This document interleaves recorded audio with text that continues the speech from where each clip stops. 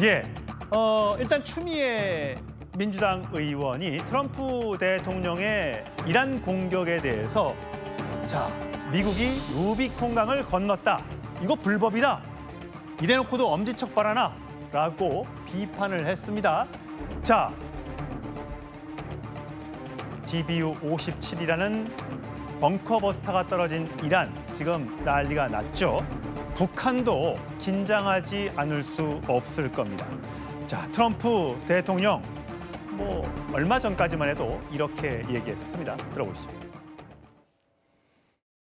He's a big nuclear nation, and he's a very smart guy. I have a very good relationship with him. Yeah, we'll probably do something at some point. 예, 성치은 부의장. 예. 과거에 트럼프 대통령과 김정은 국무위원장은 정상회담도 했을 정도로 가까웠다가 또 하노이 노딜 이후에 또 멀어졌다가 다시 이번에 또 집권하면서 가까워지려고 또 노력하고 있고 하여튼 참 애증의 관계인 것 같아요. 오늘 추미애 의원이 민주당에서는 유일하게 이 폭격과 관련해서 SNS 글을 올렸더군요. 미국이 루비콘강을 건너버렸다. 이스라엘의 공격도, 미국의 폭격도 모두 국제법 위반이다. 이건 미국에서도 이런 주장이 나오고 있다. 이렇게 얘기했어요. 근데 사실 이재명 대통령은 어떤 그 해외에서 있었던 그 전쟁이나 이런 것에 개입하지 않는다라는 원칙을 그때 밝혔었잖아요.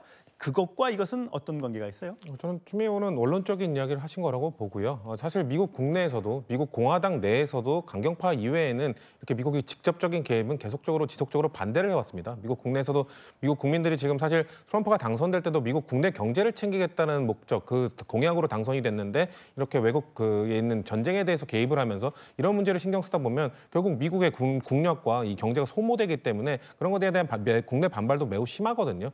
사실 그래서 지금 이번에 미국이 이렇게 즉각적으로 그리고 또 빠르게 개입한 이유가 트럼프가 대통령이 당선되면서 내세웠던 것들, 관세 정책이라든지 아니면 러시아 우크라이나 전쟁은 본인이 당선되면 24시간 안에 종전할 수 있다라고 떵떵거리면서 큰 소리를 쳤었지만 다 아무것도 이루어지지 못하지 않았습니까? 그런 본인의 입지가 좁아지다 보니까 중동 전쟁에 좀 무리해서 개입한 것 아니냐라는 목소리도 분명히 있거든요. 그런 차원에서 국내적으로 그러니까 그 미국 국내적으로도 비판이 나오고 있는 상황 속에서 민주당 그러니까 그 대한민국의 국회의원이 이것도 역시 국제법을 위반한 것이다. 뭔가 국제사회 미국 내뿐만 아니라 대한민국뿐만 아니라 중국 등을 비롯한 여러 국제사회 여러 나라들이 미국의 이런 중동 전쟁 개입에 대해서 부정적 메시지를 내고 있기 때문에 트럼프도 사실 이거에 대해서 상당히 부담감을 느끼고 있을 겁니다. 때문에 이재명 대통령과 추미애 의원의 결이 다른 것 아니냐 이렇게까지 해석할 필요는 없을 거라고 생각합니다. 알겠습니다. 지금 화면으로 나오고 있는 장면들은 북한이 공개했던 여러 가지 ICBM이라든지 방사포라든지 다양한 무기를 실험하고 공개했던 그 영상들을 보고 계십니다. 이것이 이란의 무기와 어떤 차이가 있는지도 한번 짚어볼 텐데 김정은 북한 국무위원장은 여러 차례 핵 개발, 핵의 중요성을 이야기해왔습니다. 들어보시죠. 핵무력을 질량적으로 강화하여 이미 전쟁 상황에서 각이한 작전의 목적과 임무에 따라 각이한 수단으로 핵 전투 능력을 발휘할 수 있게 만들어야 합니다. 대한민국이라는 최대의 적국이 우리의 가장 가까운 이웃에 병전하고 있는 특수한 환경과 물리적 충돌에 의한 확전으로 전쟁이 발발할 위험은 현저히 높아졌고 위험 단계에 이르렀습니다. 예, 지금 나가고 있는 장면이요. 북한의 벙커로 추정되는 곳입니다. 김정은 국무위원장이 뒤쪽으로 벽으로 되어 있는데 꽉 막혀 있는 어디 참호 같은 데 들어가 있는 듯한 느낌이에요. 근데 과거에 김정은 위원장이 회의했던 거 보면 창문도 있고 그랬거든요. 집무실에. 그렇다면 저기는 어디일 것인가 궁금해집니다. 어디로 추정이 됩니까? 아마 지하에 깊이 지휘시설을 아마 만들어놨을 겁니다. 지금 우리 대한민국이 현무5라고 하는 지금 이번에 GB57보다 훨씬 강력한 이 위력을 가지고 있는 더 강해요? 벙커버스터를 우리는 가지고 있지 않습니까? 그렇기 때문에 이게 국군의 날에 맞습니다. 이게 작년 10월 1일 국군의 날에 공개한 현무5라고 하는 탄도미사일입니다. 이거는 전략폭격기에 탑재해서 가는 게 아니고 탄도미사일로 발사합니다. 너무 크네요. 그러니까 이 탄두 무게만 8톤입니다. 그래서 우리 현무5 탄도미사일에 탑재를 해서 300km를 날아갈 수 있으니까 예. 평양 지하에 김정은이 앉아있는 조 지하 시설을 완전히 한 발이 안 되면 두 발, 세 발, 다섯 발, 그래서 완전히 초토화시킬 수 있는 그런 역량을 가지고 있는 무기입니다. 이스라엘은 예. 없습니다. 아. 미국도 없고 한국만 가지고 있는 무기입니다. 예. 그렇기 때문에 김정은으로서는 대단히 신경이 쓰이지 않을 수 없고 오히려 저 무기를 조롱하면서 상당히 깎아내리는 그런 말을 했지만 실제로는 저게 핵무기가 아니기 때문에 쓸 수 있거든요. 예. 핵무기는 사용하기가 어렵습니다만 저건 재래식 무기이기 때문에 김정은으로서는 상당히 부담을 가질 수밖에 없을 겁니다. 김정은 위원장 입장에서도 이번에 이스라엘의 이란 공격, 그다음에 미군의 이란 직접 개입, 이런 등등을 봤을 때 굉장히 불안해할 겁니다.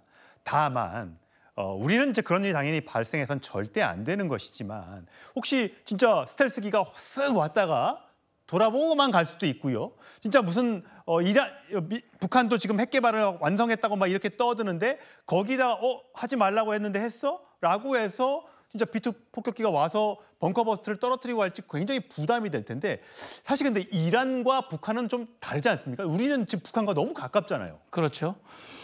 그래서 사실은 그동안 북한이 1990년대부터 1차 핵위기, 2000년대 초 2차 핵위기, 그동안 북한의 핵개발 과정에서 협상을 통해서 해결하려고 애를 썼지만 모든 협상이 실패했고요.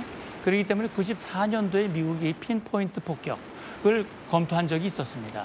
세월이 벌써 30년이 흘렀거든요.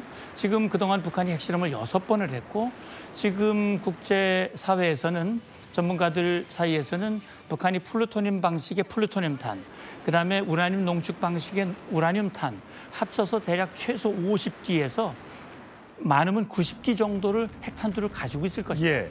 예. 그리고 지금 김정은이 지금 미국과의 관계가 협상이 틀어지면서 지금 푸틴과 혈맹을 맺었지 않습니까? 그렇죠.